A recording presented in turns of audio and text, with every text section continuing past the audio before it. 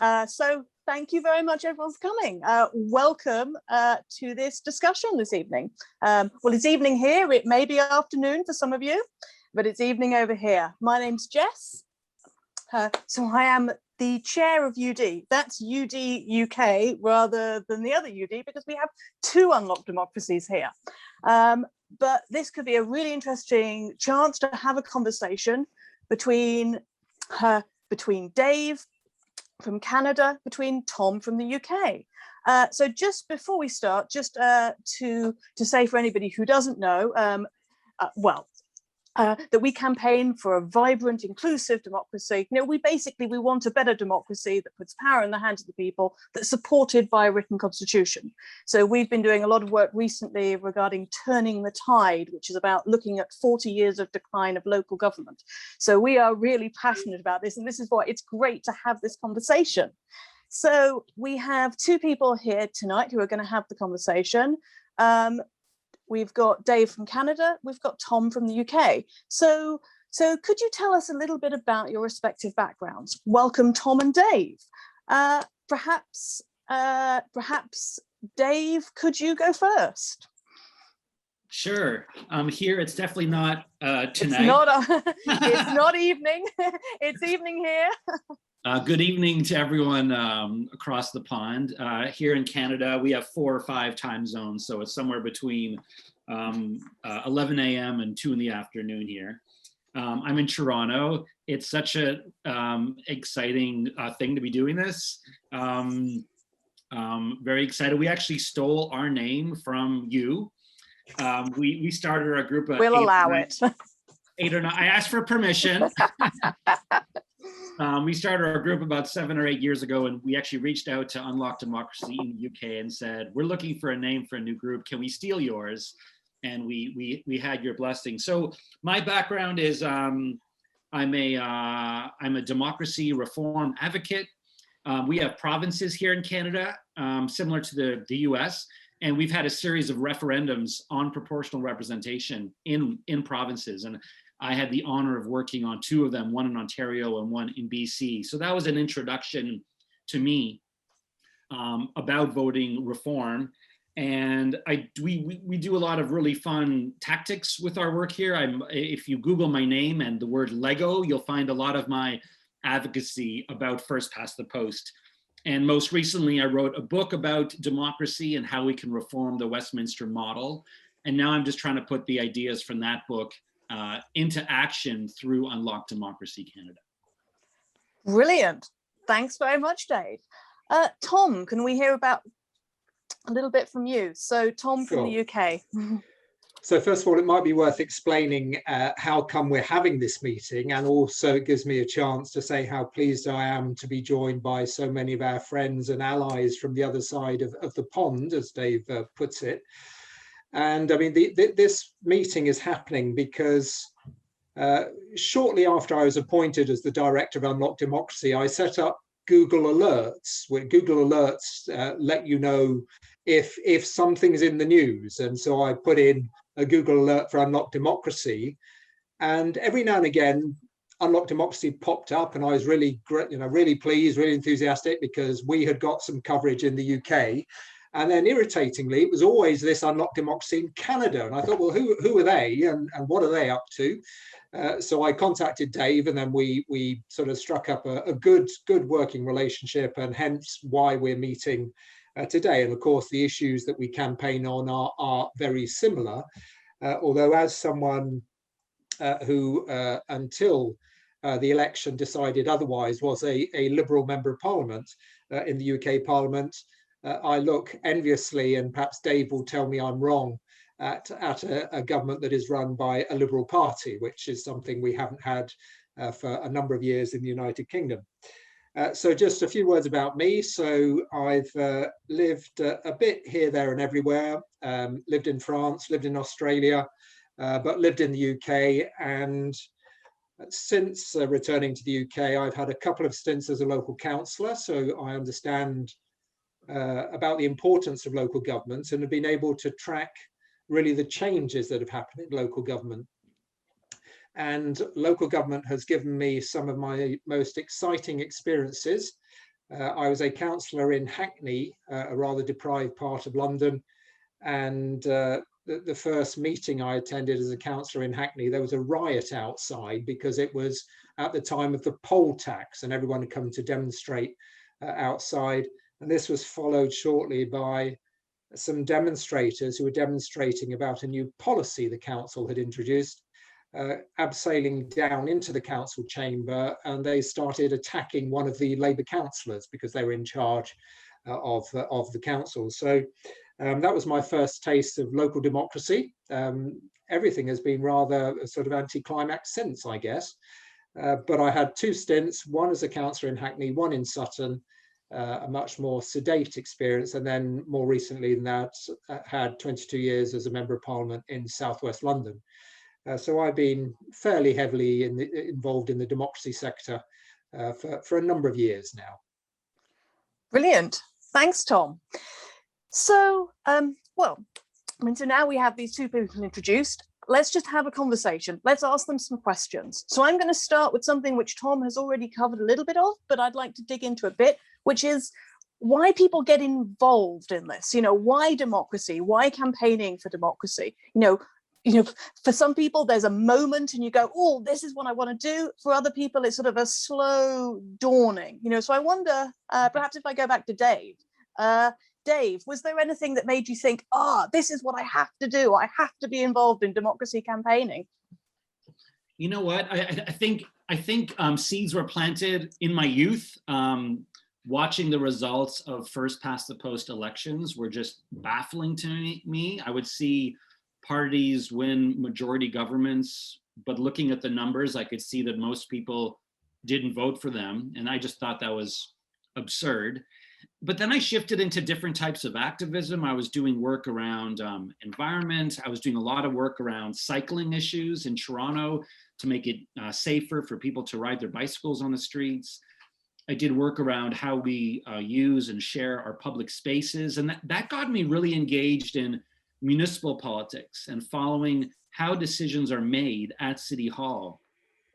And before long, I realized that the system was really spiritually corrupt. I don't mean corrupt in the sense of people exchanging suitcases full of money in dark garages, but just the actual skeleton of the whole system, the framework of how the process is supposed to work just seems so flawed to me.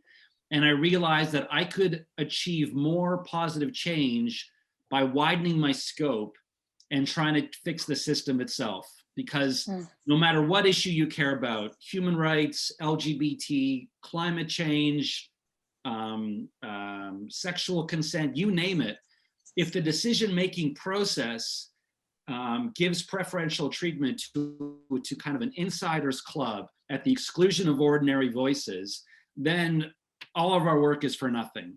So until we fix the bones, the skeleton, I feel like we're going to keep losing all the other fights. So for the last 15 years, I've really been focused almost entirely on democratic reform. All roads lead to democratic reform. That's really good. Thank you. That thing about spiritually corrupt, yeah, that really, that really resonated with me.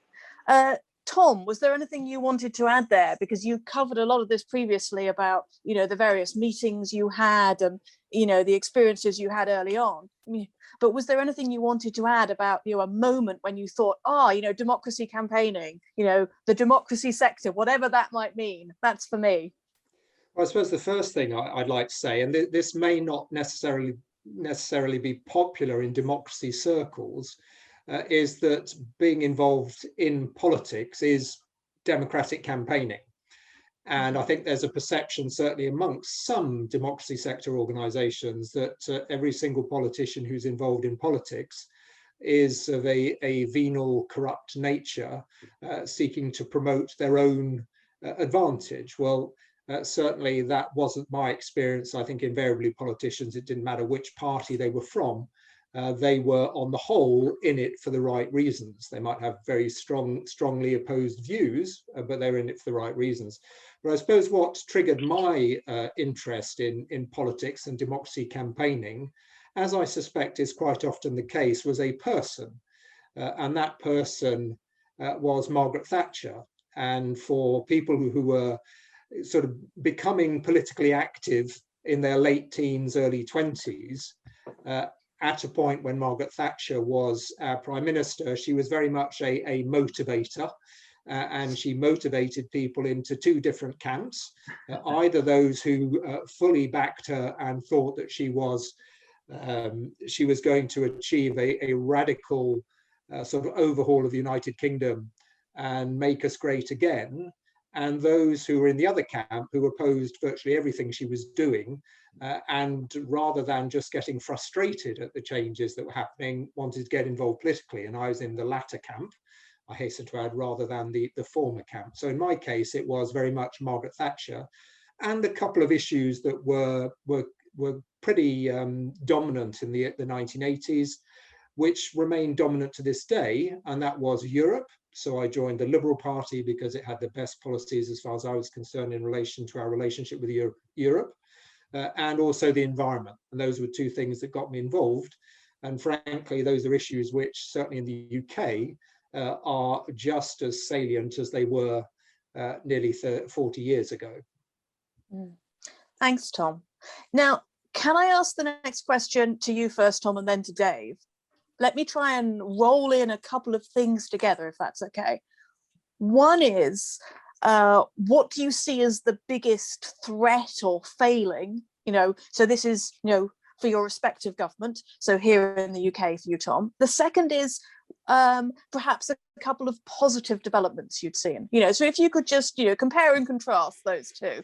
And if we go to Tom first and then to Dave afterwards. Sure. Well, when I was thinking about this, unfortunately, the list of challenges was much, much, much longer than the list of positives. So the challenges, as I see them, I mean, Dave has already referred to one of them in terms of the first past the post system. There's no doubt that the first past the post system in the UK has generated a series of governments with very large majorities on the basis of a minority vote. In other words, a unrepresentative government with a majority. And in the case of Tony Blair in 1997, on 43% of the vote, that majority was 200 seats. With Boris Johnson on 43% of the vote, it was 80 seats. But in both cases, neither of those governments were representative of how people had voted in the country at the time. And that is something that we are now going to see replicated in terms of the votes in the local elections, where in Scotland, they do use PR. So people will, broadly speaking, they will get whoever they voted for, but not in England. So we will see, no doubt, a series of votes or a series of outcomes in these elections where there are, in effect, one-party states in many parts of the country, or many parts of England, where voters' views will have been disregarded very substantially. And I think that is a big challenge to our democracy. Another thing that's a big challenge to our democracy, I'm afraid to say, is our Prime Minister and our Prime Minister's actions. What he is managing to create, I think, is an aura around politicians generally that says that no politician in the UK has honesty or integrity, and therefore all of those politicians are the same. And the actions of our Prime Minister are ones that you can expect in any politician, and therefore there's nothing to see in terms of how he is operating. And that, I think, is a very risky populist position for any Prime Minister to adopt. In terms of, so that I can try and think of a few positives, I mean, looking back at what's happened in the UK Parliament, there is definitely one thing that is positive about that, and that is the UK Parliament now is much, much more representative. Certainly from a gender point of view, it's not there yet in terms of balance, but it is improving. There is a much stronger representation of people from Black and ethnic minority communities. And according to Pink News, the British Parliament is the gayest in the world. So in terms of representation, the Parliament is better. It's not perfect. And there are still issues, I guess, in terms of things like social class, where the representation is not as truly representative as it should be. But I think that is one positive development alongside rather a long list, and I've only mentioned a couple of them, of rather negative developments. Thanks, Tom. Dave, what do you think? From your democracy, what do you think are the negatives versus the positives? Could you pull out a few to share with us? Sure. I mean, similar to Tom, we probably have more negatives than positives right now, but I mean, that's slowly shifting over time. I'd break down our failures into 4 points. One is, I think it still kind of feels like an old boys club, our democracy. In fact, in my book, I kind of tongue-in-cheek compare it to almost a medieval form of decision-making from 800-900 years ago, where you have executive power really concentrated in the hands of one person, kind of like a king, who can rule in the name of people without consent of the people, which is what first past the post does. You can literally rule against the will of the majority. And you're often sitting in the seat that your dad used to sit in, which used to be the official rule, but we kind of just do it anyway. So both our prime minister is sitting in the seat that his dad sat in, and my premier, Doug Ford, is sitting in a parliament that his father sat in, both ruling literally against the will of the people. So we've kind of gone back in time. And when I say old boys club, we also still have a very, very male-dominated parliament, where we rank 62nd, I believe, in the world. It's really embarrassing. All 10 premiers right now of all of our provinces, I believe, are male. And in terms of LGBT, we are not the gayest. I'm happy to hear you've got the gayest parliament. We did have a lesbian premier in Ontario. So whether you're talking about people of color, Indigenous, queer, women, all of our numbers are terrible, municipal, provincial, and federal. The second thing would be polarization. Maybe not as bad as the UK or the US, but I often feel like we're just all split up into a two-sided team. Both in the general population, but definitely in Parliament. We have the same ridiculous model you do with the Westminster splitting of two teams who are told to yell at each other all day, set up kind of like a hockey game. The third would be just stagnation. We're just in a rut.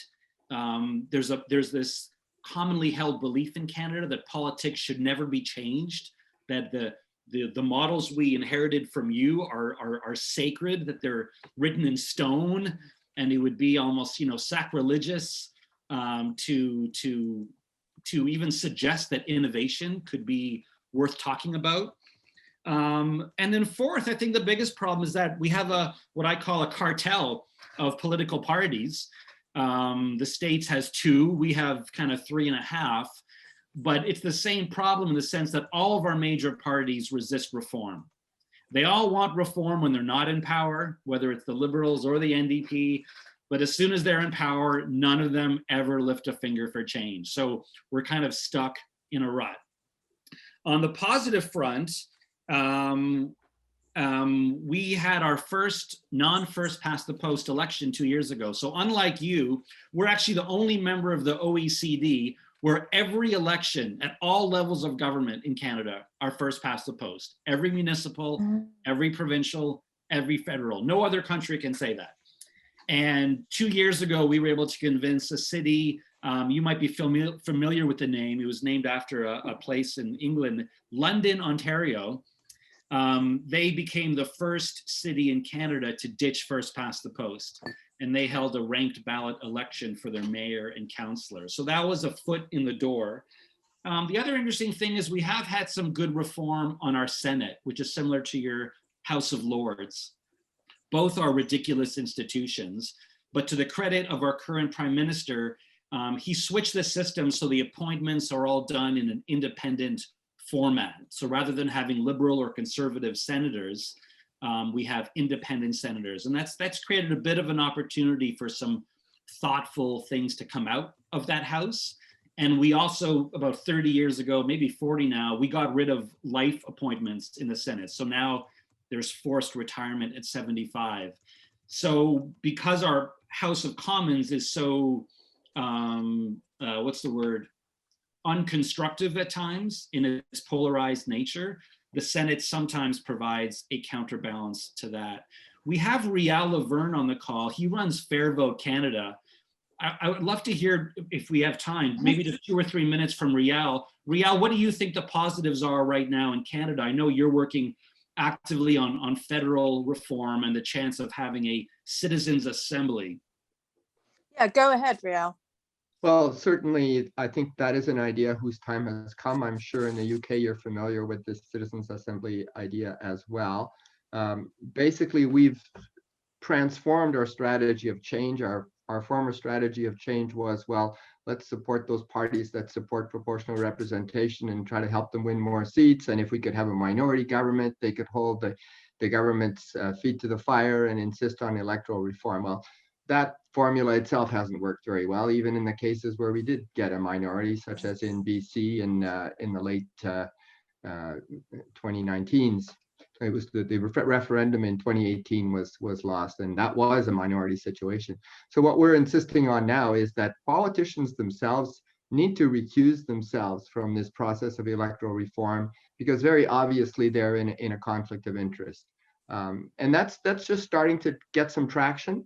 I hope we succeed, and I think once we get one citizens' assembly someplace in Canada at a provincial or federal level, that idea I think will start to be adopted more generally and could be a route to change in Canada.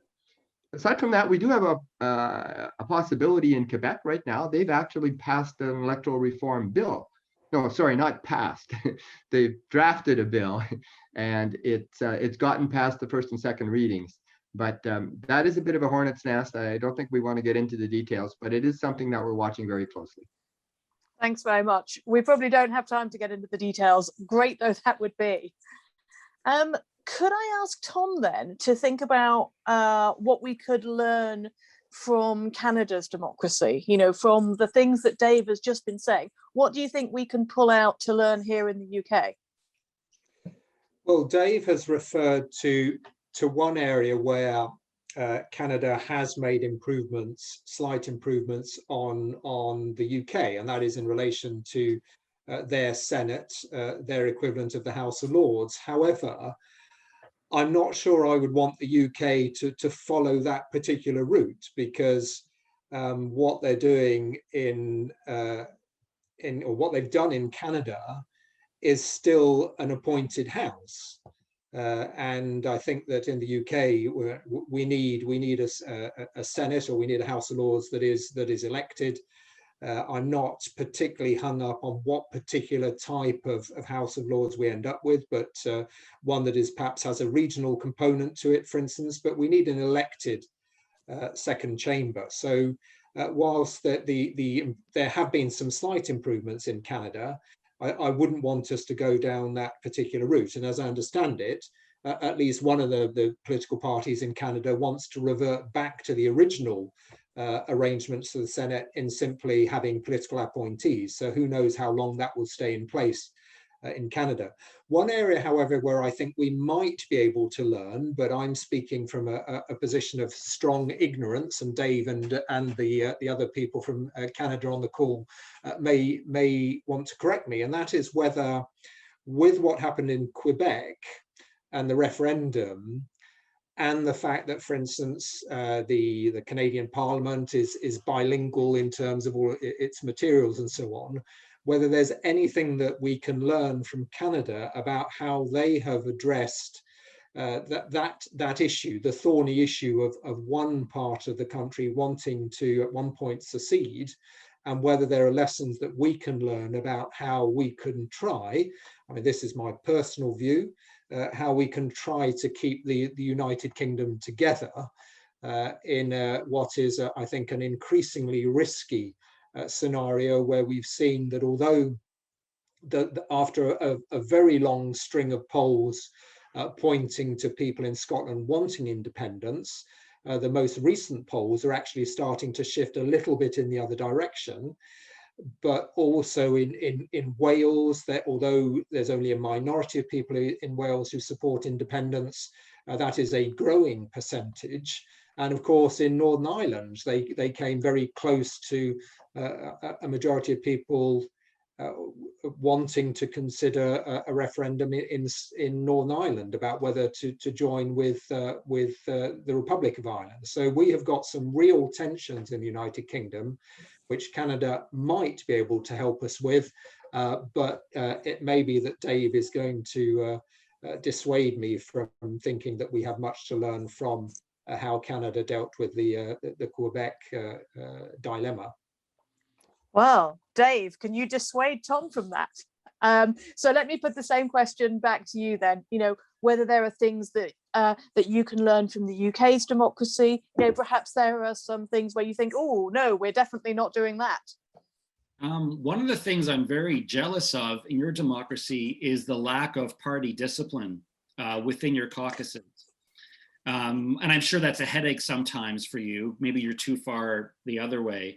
We have the most rigid party discipline of any Westminster country. It's within margin of error, it's essentially 100%, which means our members of parliament essentially have no role whatsoever.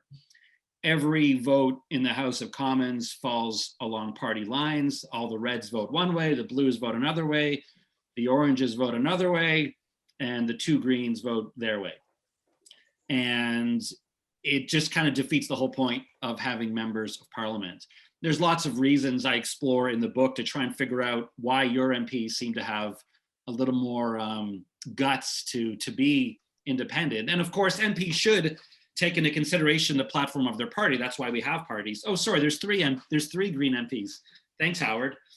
Proportionally, they should have about 35 or 40, but I'm glad to hear they have 3 now. That's fantastic. So the role of an MP should really be to balance 3 different pressures. One is, what is my party's platform? Number 2, what is my own belief as a human being? And number 3, what do my constituents want? And in Canada, we've lost the second 2. We essentially have 335 robots voting and then 3 or 4 party leaders. So we don't really have a legislative branch at all. Thank you. So there's a question that I'd like to come back to later, which is about campaigning jointly. But I'm seeing that there are loads of questions coming up in the chat, the comments there, and you've touched on one already. So Fiona a while back talked about the party system that you've just mentioned there again. Tom, do you want to say anything about that? The fact that Canada has very strong discipline, so constituents feel unrepresented. How does that compare to what you experienced when you were a member of parliament here in the UK? Well, I think what's part of the explanation for what's happened in the UK in the last couple of years probably is that first of all, we had the Brexit issue, which sort of broke down party lines. So for in the run-up to the referendum and really since, parties have been split on that issue, and I think that has engendered a degree of sort of dissent that probably wasn't there before. And I mean, to the extent that I've just finished reading Suzanne Hayward's book, so the book about Jeremy Hayward, who was the senior civil servant for a number of prime ministers, and the way that they had to try to cobble together an arrangement that allowed government ministers to be on opposite sides in the Brexit referendum, not requiring them to resign because they weren't following the government line. So I think that sort of broke the mold to some extent.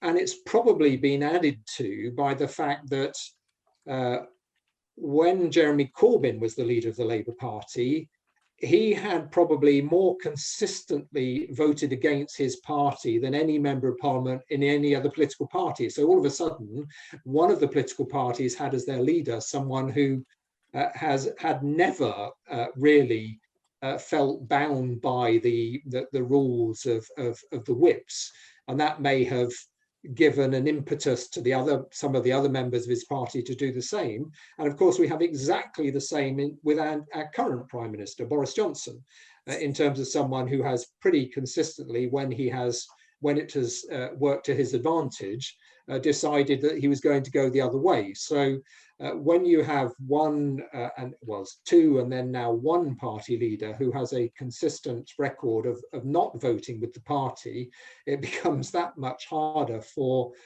there to be party discipline. But I think for the people on this call, unfortunately, the one area where there is complete discipline in relation to the Conservatives is that I can detect virtually no Conservative members of Parliament who are in the same place as Unlocked Democracy in relation to democracy issues. So on that issue, whether it's first past the post, I mean, Dave was saying that Canada is the only country in the OECD where all elections were under first past the post. Well, our government are trying to take us to being the second country in the OECD where all elections are first past the post, because they are trying to get rid of the elections that we currently have that are not first past the post, to bring back first past the post. So unfortunately for us, that the lack of discipline when it comes to voting the party line is not something that applies to democracy related issues, and therefore with a majority of 80, it is very difficult to see how we can get this present government to shift on any of the issues that we as an organisation and we as individuals on this call, both from the UK and I suspect from Canada, hold dear. Thank you. So there are some comments coming up here. Let me just throw out a couple of them. So way back at the start of this, then Mark suggested, well, Mark was talking about the number of democracy campaigns, which I'd like to paraphrase that into, do we think there are too many different democracy campaigns? You've got Fair Vote, and you've got the Electoral Reform Society, and you've got Make Votes Matter, and, you know, is this a coordinated division of labour? Might it be fracture instead? Dave, what's the situation in Canada? Do you think that there are too many democracy campaigns? Do they work well together? Yeah, I mean, sometimes I feel like the movement is too small to be fractured, and it would be better if we just had one group.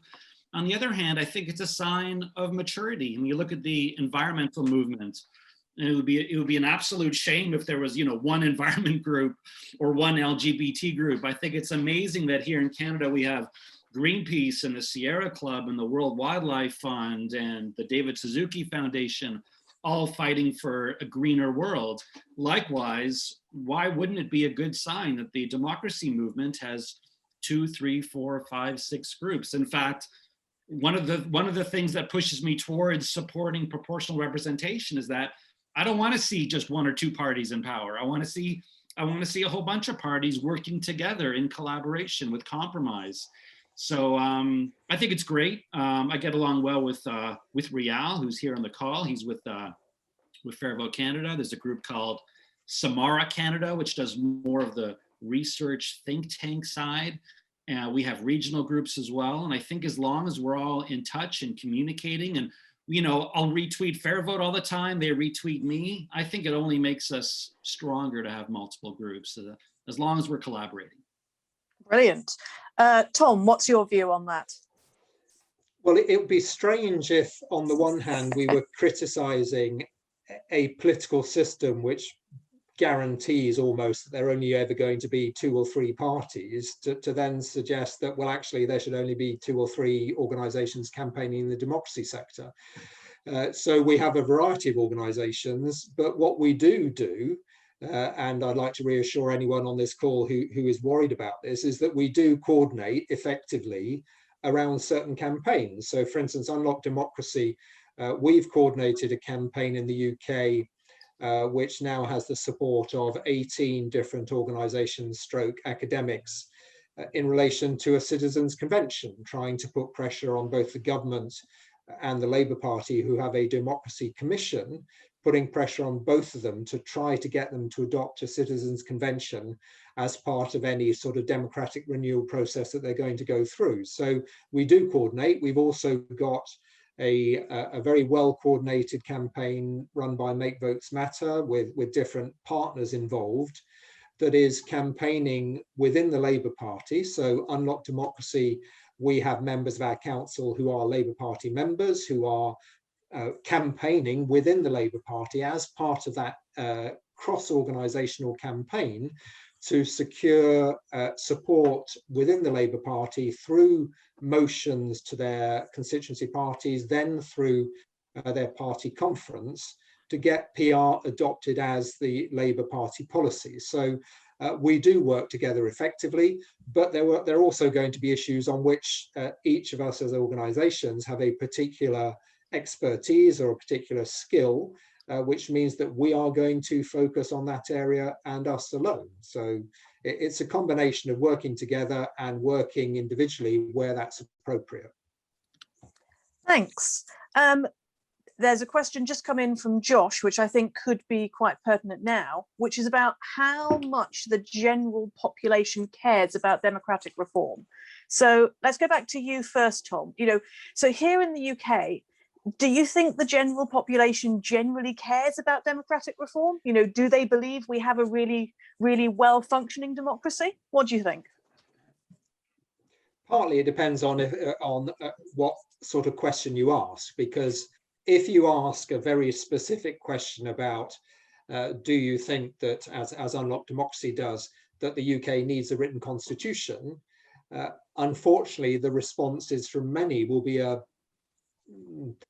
blank look, because not enough work has gone into setting out the whys and wherefores of a written constitution, how you get there, what advantage and benefit it would bring to us. But if you ask people a question like, do you think that your views are represented effectively by government or by your representative, then very often you'll get a very clear answer that no, they don't. And those polls consistently show that a question about whether people feel their views are being properly reflected actually will give you a very strong indication of whether people feel that democracy is working for them.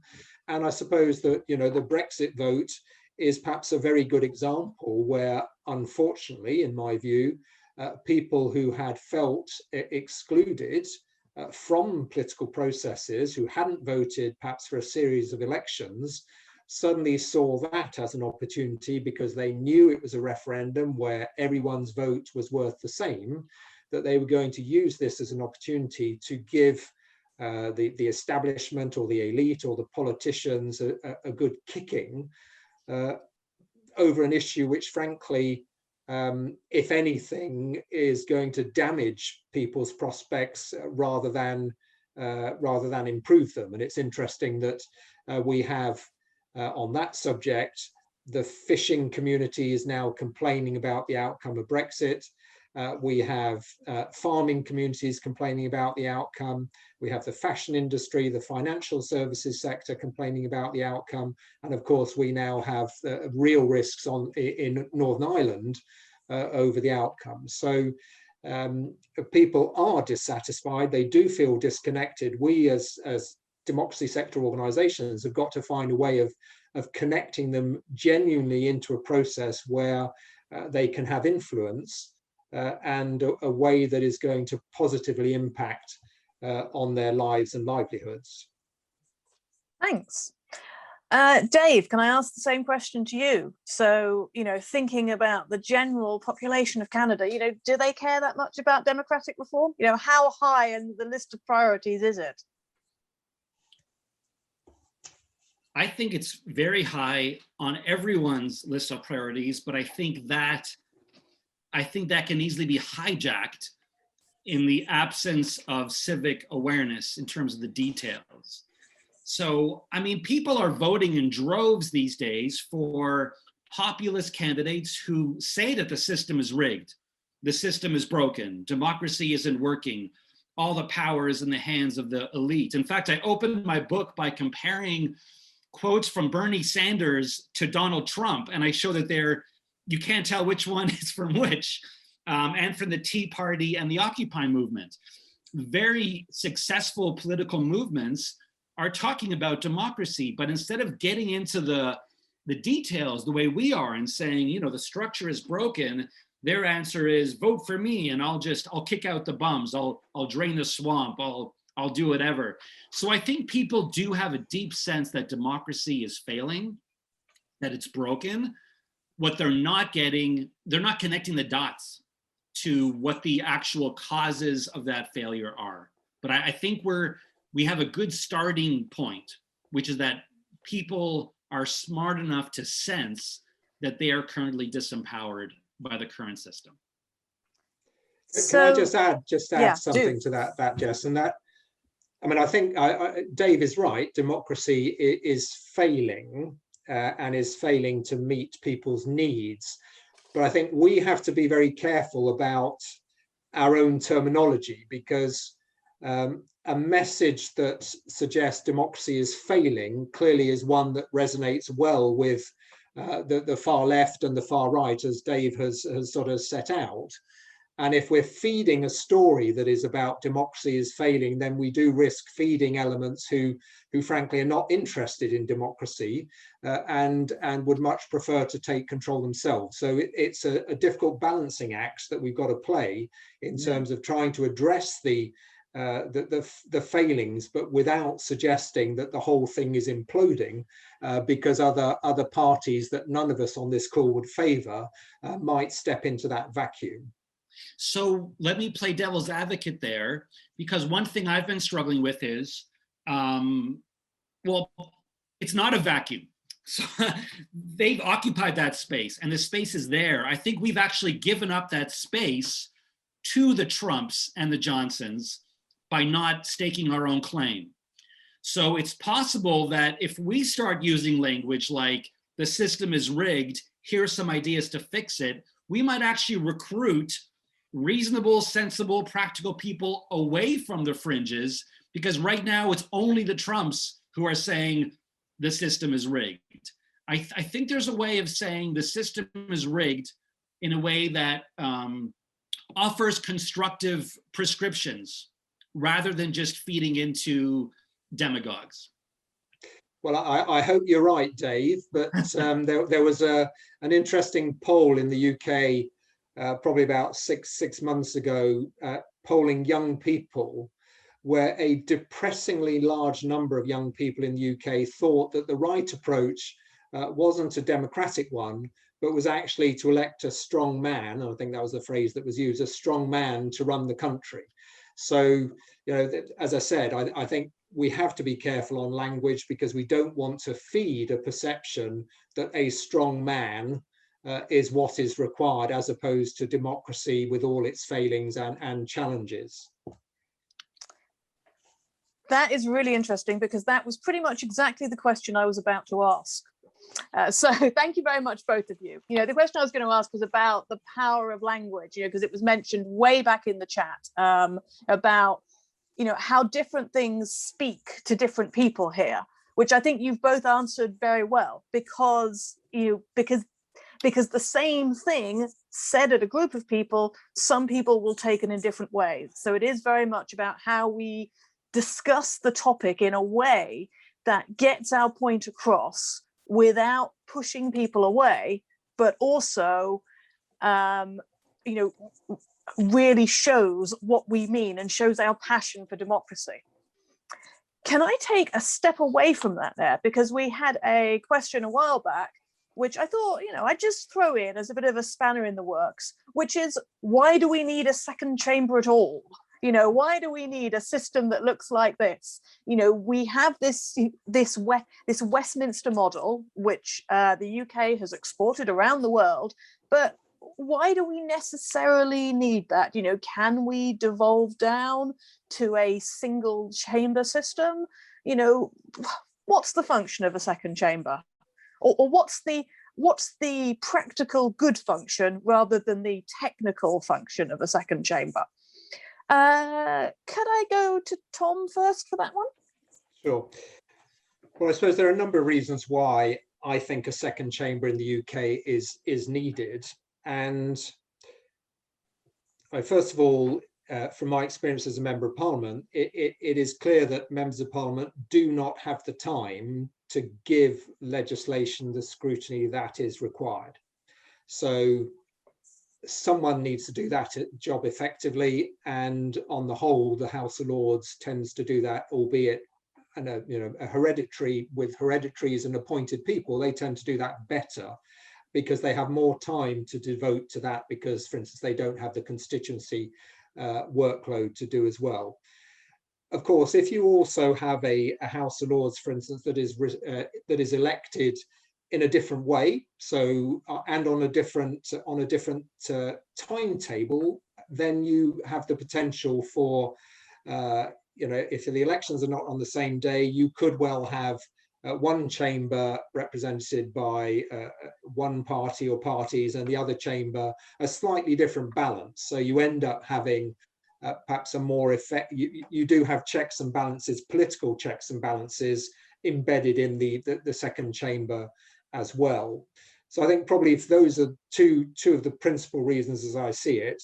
First of all, being able to do the scrutiny work that Parliament doesn't do, and secondly, being able to, I've forgotten the second point. It was so important, but I mean the other point about it is the fact that if you the experience of most second chambers is that they are less political, and particularly, for instance, if you're electing people to the second chamber perhaps on the basis of one or two terms only, then the political sort of stranglehold that a party will have on those people in the second chamber, a point that Dave was making in relation to Canada, that sort of whip stranglehold.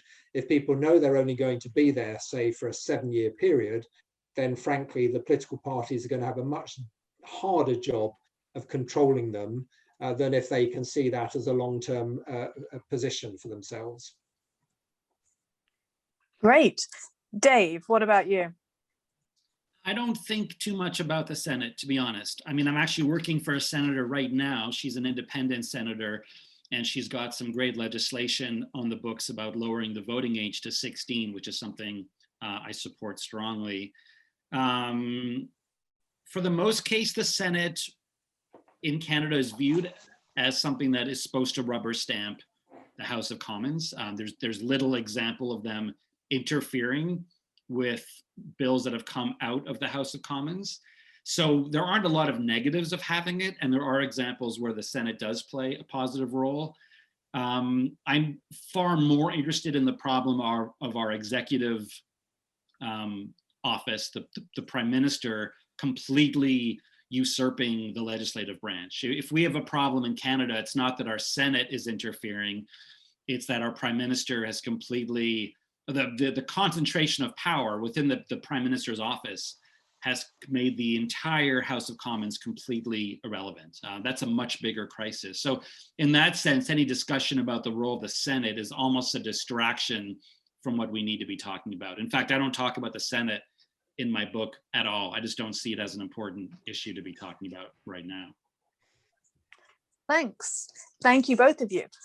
Now we've got about 10 minutes to go. There's one thing I'd like to bring up, although it hasn't been, the question hasn't been asked, but it's been brought up a few times, which is about representation, you know, particularly the gender representation, the people elected. So, you know, perhaps we could talk about that for a moment. You know, how important, you know, when you're looking at your elected representatives, you know, how important should it be that they represent the general population? Dave, can I go to you just for, you know, a few quick words on representation there? I think it's so important. I think the representation of those in power has a direct income on the types of discussions that are had within a parliament. I was just reading the paper a few weeks ago about New Zealand introducing new paid sick leave, or not sick leave, but paid leave for parents who have lost a child during pregnancy. I don't think we have that in Canada. And of course, there's 2 female party leaders in New Zealand now working in collaboration. It's such a fascinating story, New Zealand, because they actually won a majority government and then chose to work with the Greens just because they like working together, something which would be unimaginable in Canada or the UK. So I'll just share a quick anecdote that I heard, not an anecdote, but a framing for this that I heard that really resonated with me. For defensive white straight men who say, why do we need more women or people of color in power? You don't think white men can make good choices?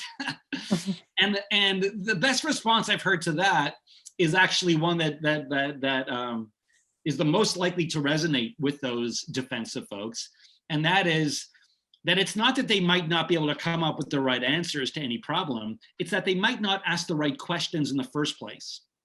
Because if you've never been pregnant yourself, you might not be thinking about what happens if you lose a child during pregnancy, for example. So I think it's really important to have diverse representation in power, because it affects what's talked about, how it's talked about, and of course that'll affect the outcomes. And I'll just close by saying we all know that the data on this is so clear. Proportional representation delivers more diverse legislatures. It's indisputable, and first past the post delivers the most white, male, old, and straight legislatures. And that's probably one of the most important reasons we should be shifting away. Thank you. I mean, that is a really, really good point about not asking the right questions. You know, when you've got people who have all had broadly the same experience, then they're just not going to think to ask some of the right questions, because it's outside of what they even know, that what they don't know, they don't know. Right, exactly. So, Tom, let's go to you on that question. Not much to add to what Dave has said, but clearly both gender representation and representation of all different types, whether it's socioeconomic background, ethnic minority representation, are all things that in principle and in practice we should seek to achieve as far as possible. The one thing that it won't do, of course, is that the issue that Dave was highlighting earlier about the party whipping system, you could end up with a parliament that is perfectly representative of the country as a whole, but the whipping system, if it's strong, ensures that however representative they are, all of those MPs end up voting one way or the other, depending on how their party whips tell them to vote. So proper representation isn't a guarantee that members of parliament will accurately reflect the views of their own constituents. That is a good point. Thank you very much. There is just one more question I have before I think we should close this and say thank you to everyone. And that is, what do you think that we should be doing together? You know, what more can we as can these 2 organizations, but also the whole democracy sector, democracy groups, democracy campaigns, what more can we do together and do better? Tom, could I come to you first for that? What can we do jointly? What can we campaign on? Well, I think tonight and this afternoon or this morning, depending on which time zone you're in, is a good example of what we can do together. And that is just meet and exchange views. So that in itself is very productive. Clearly, it sounds as though Dave and in Canada, they might be having a bit more success perhaps at some time soon in relation to PR for some of their local elections. Now, obviously, in Scotland, we already have elections by PR to local government, so we've got that experience. But it may be that some of the things, the techniques or the messaging or the justification that has been used in Canada, if they're successful, is something that can easily be transposed over the pond to us. So there may be those sorts of campaigning issues. Now, for instance, at the moment, we're about to go through, I suspect, probably not draconian changes to the way our lobbying system works, our ministerial code is set up, how ministers' interests are registered.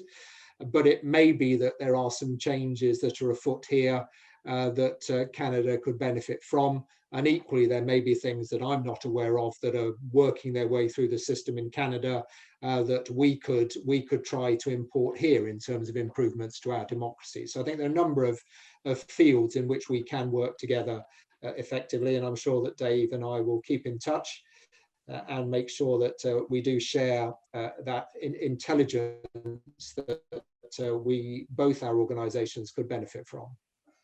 Thanks very much. Dave, what about you? What do you think we should work on together? Is there anything that comes to mind specifically? Well, I mean, both of our groups and our countries are really suffering from the same root problem, which is that we're obstructed by tradition and these centuries-old systems of Westminster legislation that people cling to religiously. So, and what we're both doing is experimenting with tactics to break that stranglehold. So I think what we should be sharing is which tactics are working.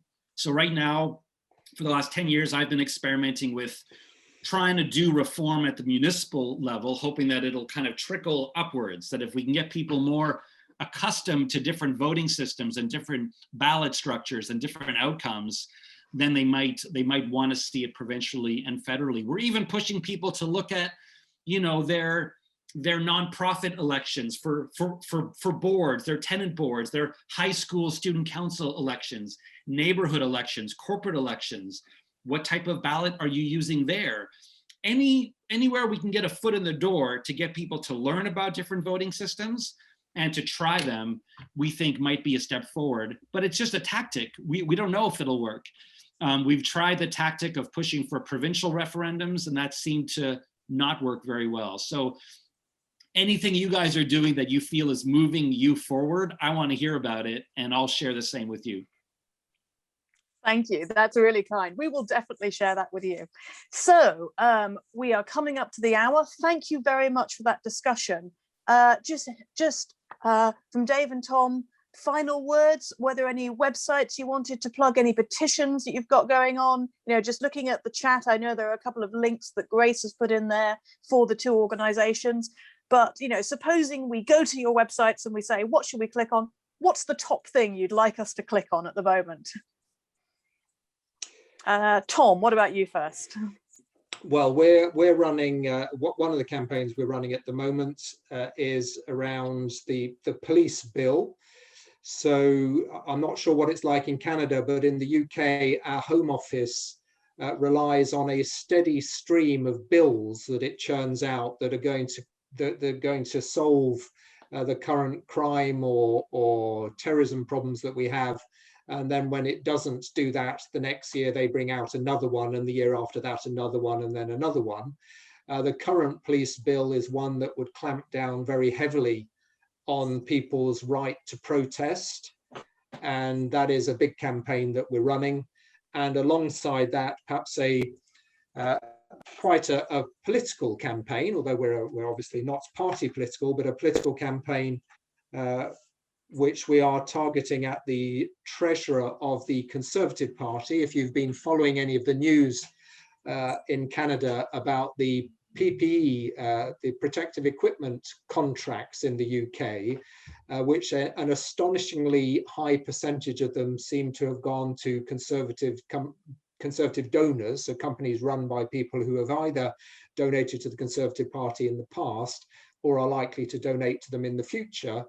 So we're running a campaign at the moment calling on the treasurer of the Conservative Party to hand back to our National Health Service any donations that come to him that have come from companies that benefited from these rather dubious PPE contracts that seem to have been allocated to people like the man who ran our health secretary's local pub, for instance, who didn't have particular expertise in PPE, but did seem to benefit quite substantially from some of these contracts. So those are the big campaigns, and I mean, by all means, support them remotely, perhaps, but that gives you a flavour of the things that we're campaigning on at the moment. Brilliant. Dave, what about you? Yeah, I'll give you three very quick things. One is we run a monthly online Zoom crash course about first past the post and why it doesn't work and what some of the alternatives are. It's usually in the evening Canada time, which is inaccessible to the UK, but we do it on the first of each month, regardless of what week of the day that is. So this month is actually going to be on a Saturday, and we're doing it at, I think, 3 o'clock, something like that on Saturday. So even the UK folks can show up. That's on our website at Better Ballots 101. The second thing is just subscribe to our newsletter so we can let you know about opportunities to get involved. Keep in mind that Tom and I are incredibly under-resourced. We're both fighting for change in very large countries with large populations and a tiny budget. Our best outreach tool is you. You need to be talking to your friends, talking to your family, sending them to us, getting them to sign up for our newsletter, follow us on Twitter, etc. You're ambassadors for the movement, and we can't do this without you. And lastly, I'm just doing a link to our Patreon account. Every dollar we get increases our ability to do outreach, to advocate for change, and to train new leaders to advocate for change in their communities and neighborhoods. So we have a monthly system on Patreon where you can give $2, $5, $10 a month. There's freebies and perks you get and access to behind the scenes stuff. It's pretty cool. So I've become very shameless in asking for money. These movements cost money. The more money we have, the more work we can do. So I definitely encourage all the Canadians on the call to consider a small monthly donation through our Patreon. Thank you.